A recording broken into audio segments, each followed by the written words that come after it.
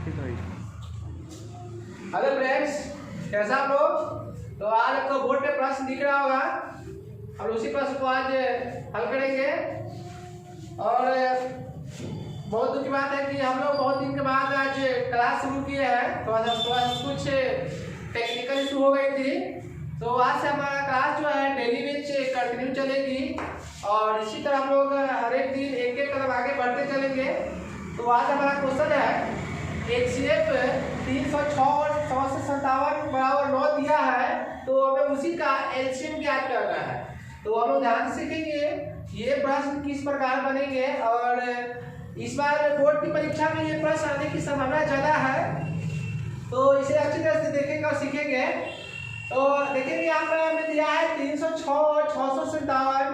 तो इसमें हम लोग सबसे पहले क्या करेंगे कि एक को ए मान लेंगे और दूसरा को बी मान लेंगे, या फिर पहला को पहली संख्या दूसरा को दूसरी संख्या ही मान सकते हैं। तो हम इसे पहला संख्या 306 को ए मान लेते हैं, यानी ए बराबर हमारा 306 हो जाएगा और बी का मान हो जाएगा 657। ध्यान से देखेंगे, जो सबसे पहला संख्या होगा उसको हम ए मानेंगे, जो बाद में होगा उसको हम बी मानेंगे। इसी तरह देखें तो ए का मान हमारा 306 प्राप्त होगा और बी का मान 657। और इसका HCF 9 दिया है। यहाँ पर देखेंगे HCF बराबर 9। ध्यान देखेंगे HCF हमें 9 दिया है, तो LCM का मान हमसे पूछ रहा है। LCM का मान हमसे पूछ रहा है, तो देखेंगे कैसे प्रश्न बनेगा। तो ध्यान रखेंगे, इसके लिए फॉर्मूला होता है HCF गुना LCM बराबर A गुना B। ध्यान रखेंगे HCF गुना LCM बराबर A गुना B। तो HCF देखेंगे तो HCF हमको यहाँ 9 से 9 है, लेकिन LCM नहीं है, तो हम LCM का LCM लिखेंगे बराबर यहाँ A है, तो A का मान देखेंगे तो A का मान 306 है। तो 306 गुना B का मान 657 है।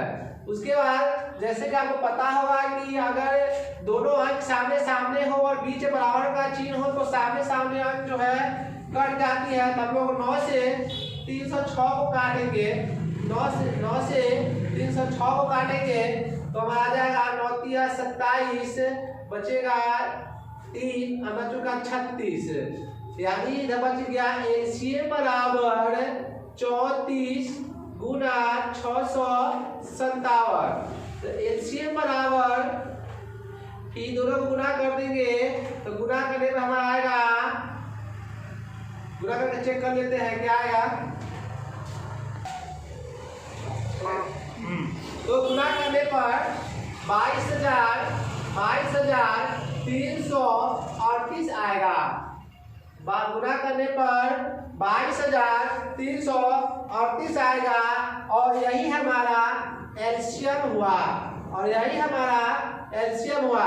देखिए इस प्रश्न में कभी कभी यहाँ HCF के जगह LCM भी देगा, तो वो भी बनाने का तरीका वही होगा, बस थोड़ा सा चेंज क्या होगा कि हम HCF का मान रखे हैं और वहाँ पे आपको LCM का मान रखना पड़ेगा, लेकिन बनाने का तरीका जो प्रोसेस होता है वही होगा।